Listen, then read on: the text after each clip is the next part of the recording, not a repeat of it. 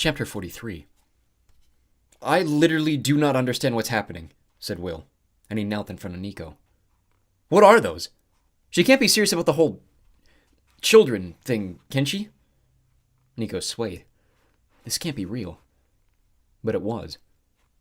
Bob raised his broom. I can destroy them in a heartbeat, he said. Just give me the word, Nico.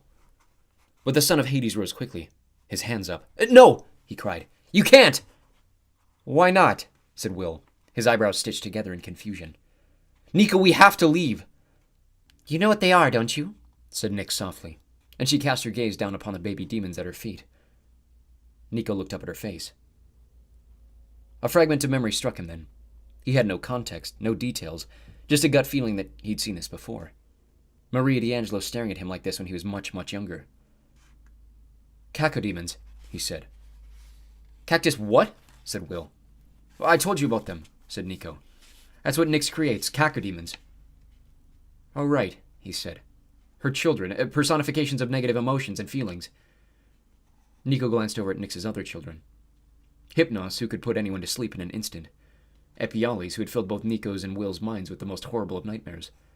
Nemesis, who was obsessed with retribution. And now... She made more, said Nico. I can see that, said Will. From me. Will's mouth dropped open. I'm sorry, what? You knew without me having to tell you, said Nyx. She lowered herself to the ground and contracted until she was just barely taller than Nico. You knew exactly what they were. Nico stepped forward, past Bob's objections, to get her better look at the cacodemons that trailed Nyx like she was leading a parade. I made one from each terrible dark part of you, she said, then nodded down at the closest one, the one with the gnarled antlers on its head. Go ahead. Meet your children. Nico, don't, begged Will. Let's just leave, okay? No, he said. No, I can't abandon them. He stuck out his hand.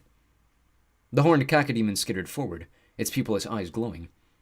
It pressed its nose into his palm and sniffed him. And memories flashed in Nico's mind. Camp Half-Blood. The dining pavilion. Percy. She wanted you to have this. The forest outside the camp. The pit in his stomach. Jason. Nico jerked back and fell on his butt. The cacodemon skittered away. He looked up to Nyx, tears in his eyes. What have you done?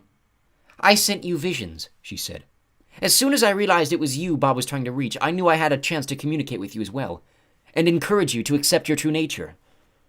Another cacodemon approached, this one with a single eye like a cyclops and paws like a wolf. It licked Nico's fingers. The lid of the jar. The palm seeds, the loneliness. I knew you wouldn't be able to resist the call of your worst memories. That's who you are, Nico D'Angelo. You were a demigod made up of trauma. Your very soul is one of darkness. A third cacodemon, one with the tusks, pounced and landed at Nico's feet. It rubbed its head against his leg. Percy smiles at Annabeth. Will stares at Paolo's big biceps. You proved my theory right with every step you took toward this place, Nyx crowed. The second you entered the underworld, our new children were born. She knelt and touched each of the cacodemons, naming them as she did so. Grief, she said, her hand gracing the demon with the antlers. Guilt. That one had legs like a spider, and its touch brought forth images like Nico lashing out at Percy, or allowing Octavian to die. Sadness was a shapeless blob that showed him Maria, Bianca, the Lotus Hotel, and lonely nights in the forest surrounding Camp Half-Blood.